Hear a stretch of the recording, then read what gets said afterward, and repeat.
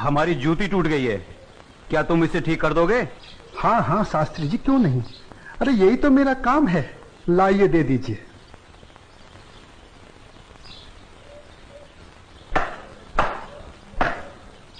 लीजिए शास्त्री जी, आपकी जूती ठीक हो गई। कितने पैसे हुए? जो मन करे दे दीजिए। ये लो।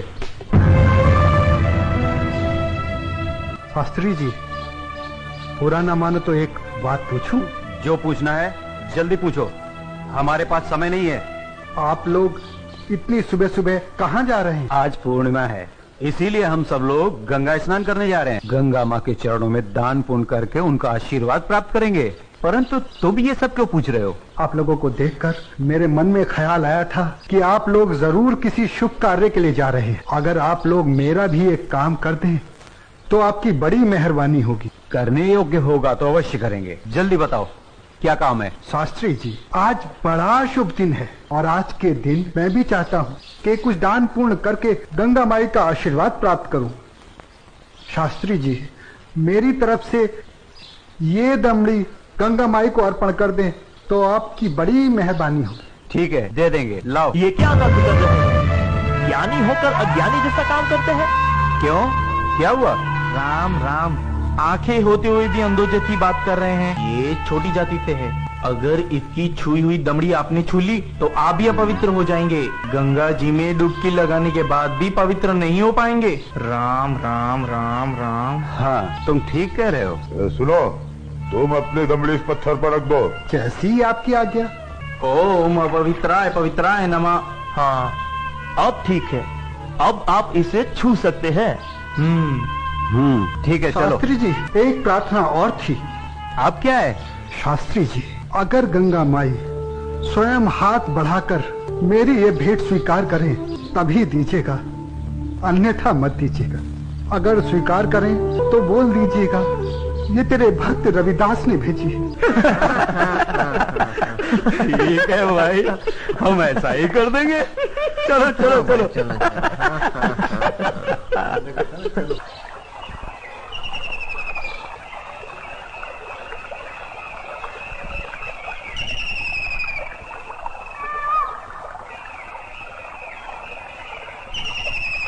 जय हो गंगा मैया की।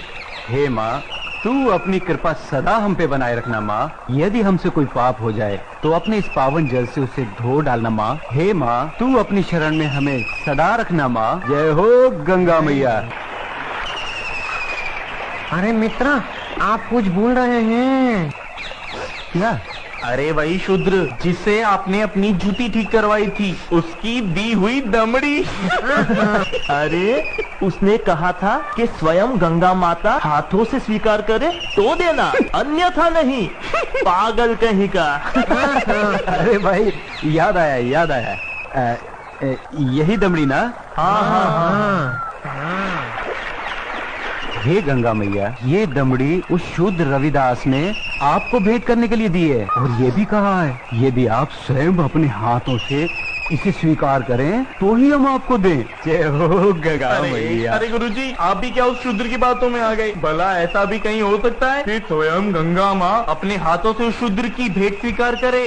अरे जब हम लोग शूद्र की दी हुई चीज नहीं लेते तो ये गंगा मैया कैसे लेंगी? मैं एक काम करता हूँ, ये दमड़ी मैं अपने पास रख लेता हूँ, मेरा आने और जाने का खर्चा निकल जाएगा। आज दान और पुण्य में बहुत खर्चा हो गया है। ठीक है भाई, इस दमड़ी को तुम ही रख लो। अब चले? चलो भाइयों। ठहरो, इधर लाओ। मेरे भक्त रविदास की दी हुई भेंट मुझे दे दो। मैं अपने भक्त की भेंट स्वीकार करती हूँ। मैं अपने भक्त की भक्ति से बहुत प्रसन्न हूँ। लाओ, वो दमड़ी मुझे दे दो।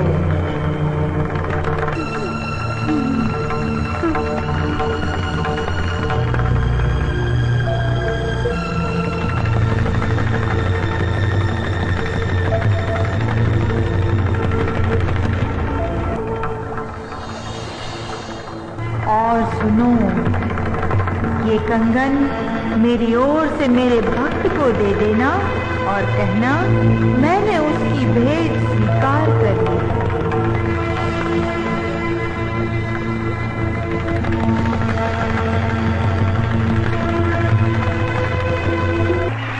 चलो भाई, चलो यहाँ से जल्दी चलो।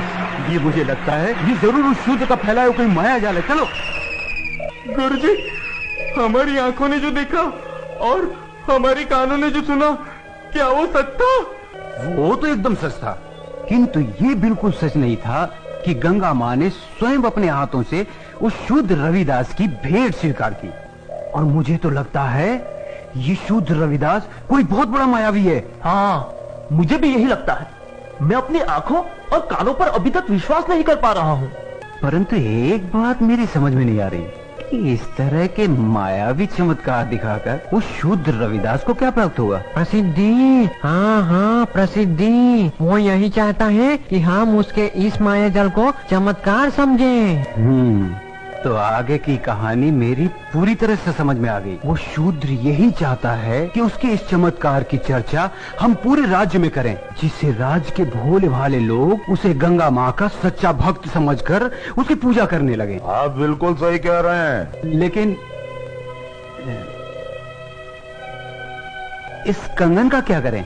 अरे करना क्या है, दे देते हो शूद्र को। राम राम, कैसी मूर्खों जैसी बातें कर रहे हैं। ऐसा करते हैं, इस कंगन को महाराज के पास लेके चलते हैं। वो जरूर हमें इस कंगन के बदले में उचित इनाम देंगे। हाँ, यही ठीक रहेगा। तो चलो महाराज के पास चलते हैं।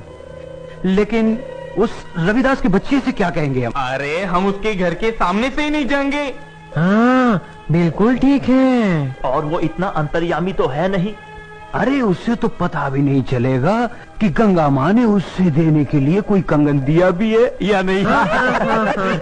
और देखो, ये कंगन गंगा माँ ने स्वयं अपने हाथों से हमें दिया है, इसलिए इस कंगन पर सिर्फ और सिर्फ हमारा अधिकार है। तो चलिए, ये तय हुआ कि कल हम सब महाराज के पास चलते हैं। और कल हम सब लोग डी बाबा वाले पेड़ के नीचे मिलते हैं। जय हो डी बाबा की। नहीं विश्वनाथ जी अभी तक क्यों नहीं आए? मुझे तो लगता है कि इनाम के बारे में सोचकर गुरुजी सारी रात सोए ही नहीं होंगे। तो आ गए विश्वनाथ जी, देर से आए पर दुरुस्त आए। क्या बात है भाइयों, आप लोग रात को घर नहीं गए क्या? अगर घर चले जाते तो धनवान कैसे बनते? चलिए जरा जल्दी चलिए, हमें राजमहल पहुंचने में कहीं देर न हो जाए। चलिए चलिए।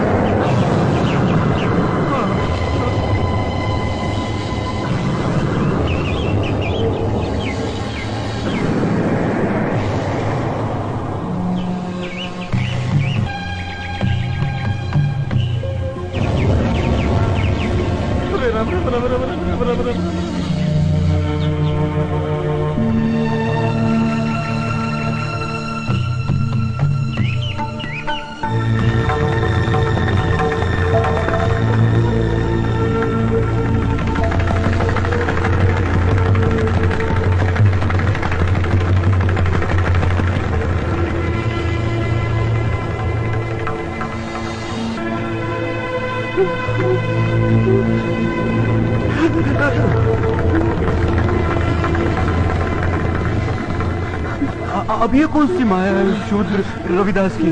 गुरुजी, इस पर ध्यान मत दीजिए, पतली गली पकड़िए और निकल लीजिए। हाँ हाँ, चलो, शाही बाग तक तो आ गए। गुरुजी, आप ये बार बार पीछे मुड़कर क्या देख रहे हैं? कुछ नहीं, मैं तो देख रहा था अपने वो गुरु हरिशंकर जी कहाँ रह गए? लगता है वो डर गए और घर गए।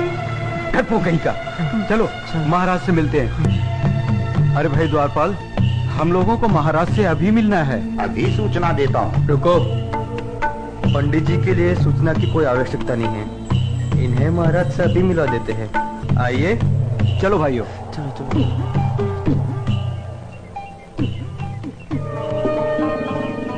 महाराज महारानी की जय हो। महाराज, पंडित विश्वनाथ जी आपसे मिलने आए हैं। ठीक है, आने दो। जो आज्ञा महाराज।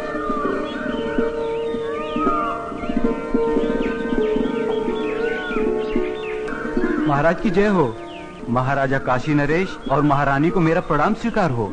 आप लोग हमसे इतनी सुबह सुबह क्यों मिलना चाहते हैं? महाराज मैं बताता हूँ। हमें हमारी वर्षों की भक्ति से जो फल प्राप्त हुआ है वो हम आपको भेंट करना चाहते हैं। वर्षों की भक्ति का फल?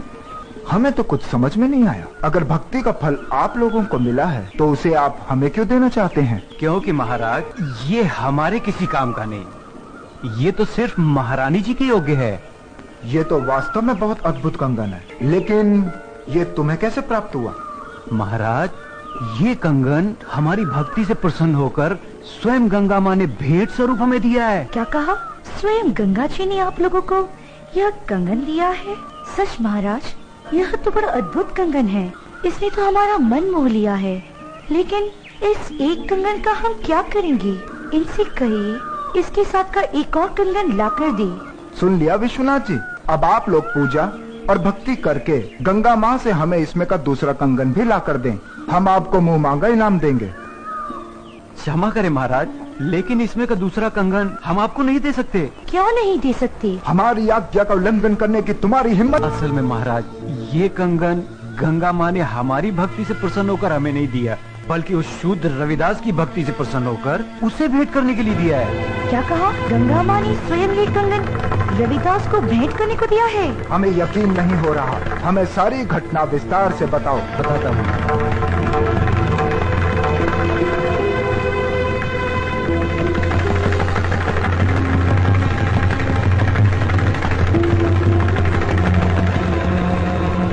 महाराज हमने सोचा कि वो शूद्र रविदास इस सोने के कंगन का क्या करेगा, और बस इनाम पाने के चक्कर में इसे लेकर आपके पास चले आए। ये तो बहुत बड़ा चमत्कार हो गया। ऐसा तो आज तक कभी सुनने में नहीं आया। कल हम स्वयं रविदास जी से मिलने उनके घर चलेंगे और आप सबको भी हमारे साथ वहाँ चलना होगा।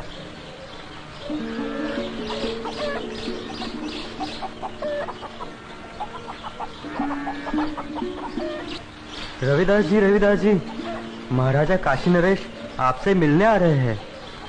मुझसे मिलने आ रहे हैं? पर क्यों? महाराज की जय हो। महाराज आपने आने का कष्ट क्यों किया? अगर मुझसे कुछ अपराध हुआ है तो मुझे बुलावा भेज दिया होता, मैं स्वयं हाजिर हो जाता। वाह ढोंगी वाह, बंद कर अपना भोलेपन का नाटक। महाराज इसके भोलेपन पर मत चलिएगा, बहुत बड़ा ढोंगी और मायावी। तुम चुप रहो। हमारे सामने फिजूल की बात की तो जुबान कटवा देंगे। रविदास जी, तुमसे कोई अपराध नहीं हुआ है जो तुम्हें हमारे समक्ष उपस्थित होना पड़ता। दरअसल हम यहाँ अपने स्वार्थ और लालच के कारण आए हैं। हम तुमसे कुछ मांगना चाहते हैं। ये आप क्या कह रहे हैं महाराज? मैं गरीब भला आपको क्या दे सकता हूँ? मैं तो जूते बनाकर चमड़े का छोटा मोटा काम करके बड़ी मुश्किल से अपनी गृहस्थी पालता हूँ। आप तो राजा हैं, आपकी कृपा से तो ना जाने कितने घरों के चूल्हे रोज जलते हैं। रविदास जी, हमें इसमें का दूसरा कंगन चाहिए जो केवल तुम ही हमें दे सकते हो। मैं? इसमें का दूसरा कंगन मांगना हमारी मजबूरी है। इस कंगन ने हमारी महारानी का मन मोह लिया है। ये कैसे संभव है महाराज? भला मैं इसमें का दूसरा कंगन कैसे दे सकता हूँ? ये तो बड़ा मूल्यवान लगता है और मेरी ये हालत आपसे छुपी हुई नहीं है महाराज। रविदास जी, ये कंगन हमें तुम्हारी बदौलत ही प्राप्त हुआ है। मेरी बदौलत आपको ये कंगन प्राप्त हुआ है? महाराज मैं कुछ समझा नहीं। हम तुम्हें बतलाते हैं। ये कंगन तुम्हारी भक्ति से प्रसन्न होकर स्वयं गंगा माँ ने तुम्हें भेंट स्वरूप इन लोगों के हाथों में दिया था।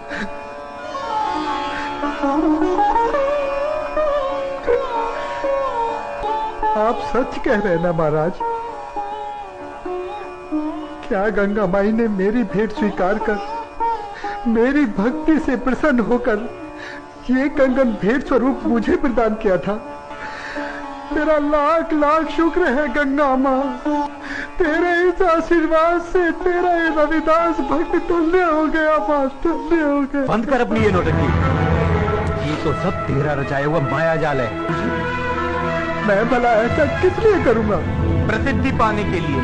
ठहरा छोटी जाति का, तेरा समाज में कोई महत्व तो है नहीं। बस यही सोचकर तूने मायावी चमत्कार किए होंगे ताकि तेरा और तेरी जाति का समाज में कुछ सम्मान हो सके। परंतु तेरा ये सपना कभी पूरा नहीं होगा। अगर तू सचमुच में गंगा माँ का सच्चा भक्त है तो गंगा माँ से दूसरा कंगन इसमें का मंगा ले और महाराज को दे दे। गुरुजी, मायावी चमत्कार एक आध बार होते हैं, बार बार नहीं। महाराज चलिए यहाँ से, यहाँ आपको कुछ हासिल नहीं होने वाला। मैं चमत्कार दिखाने और देखने के पक्ष में नहीं हूँ। मैं तो सिर्फ इतना जानता हूँ कि प्रभु की भक्ति सच्चे मन और पवित्र आत्मा से की जाती है। किसी की भक्ति को नीचा दिखाकर अपने को बड़ा साबित करना, ये प्रभु के भक्तों को शोभा नहीं देता। तू हमें उपदेश मत दे। तू सचमुच में ही इतना बड़ा भक्त है तो चल गंगा के तट पर और कर दे महाराज की इच्छा पूरी। शास्त्री जी, अगर आप मेरी भक्ति की परीक्षा ही लेना चाहते हैं तो उसके लिए गंगा माई के तट पर जाने की क्या आवश्यकता है? क्या मतलब? मतलब कुछ नहीं शास्त्री जी, मन चंगा तो कठौती में गंगा। शास्त्री जी, अगर मेरी भक्ति सच्ची है तो गंगा माई को मेरी इस कठौती में से प्रकट होकर मेरी भक्ति की लाज रखनी होगी। तो तुम्हारे कहने का मतलब है कि गंगा माँ स्वयं तुम्हारे इस गंदे पानी से प्रकट होंगी और तुम्हारी भक्ति की लाज रखेंगी। किसी ने सच ही कहा, नीच आदमी हमेशा नीचा ही सोचेगा। तुम अपनी बकवास बंद करो। रविदास जी, हमें तुम्हारी भक्ति पर बिल्कुल भी संदेह नहीं। यदि तुम हमें दूसरा कंगन नहीं दिला सकते तब भी हमें तुमसे कोई शिकायत नहीं है। नहीं महाराज, अब बात सिर्फ कंगन की नहीं, मुझ जैसे नीच जाति के भक्त की है। अगर मैं इस तरह हार गया तो मेरी जाति में जन्म लेना बेकार हो जाएगा और ये मेरी जाति के माथे पर कलंक होगा और मैं अपनी जाति के माथे पर कलंक बर्दाश्त नहीं कर सकता। मेरी जाति, मेरा समाज मेरे नाम को धिक्कारे, ऐसा मैं कभी नहीं होने दूंगा। महाराज, मैं आपकी इच्छा पूरी करने का प्रयत्न करता हूँ। आओ भाया, पहाड़ के नीचे।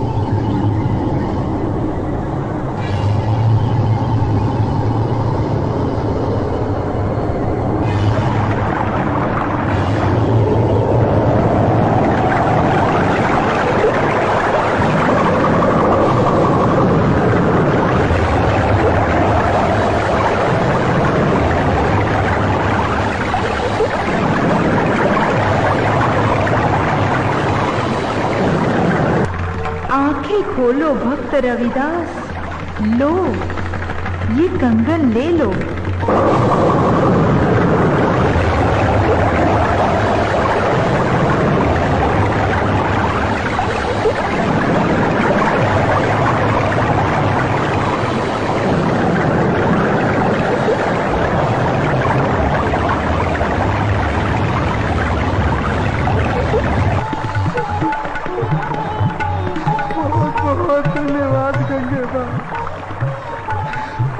तूने छोटी जाति को और छोटा होने से बचा लिया माँ। तूने मेरी लाज रख ली वरना तेरा ये भक्त रविदास आज किसी को मुंह दिखाने के काबिल न रहता माँ।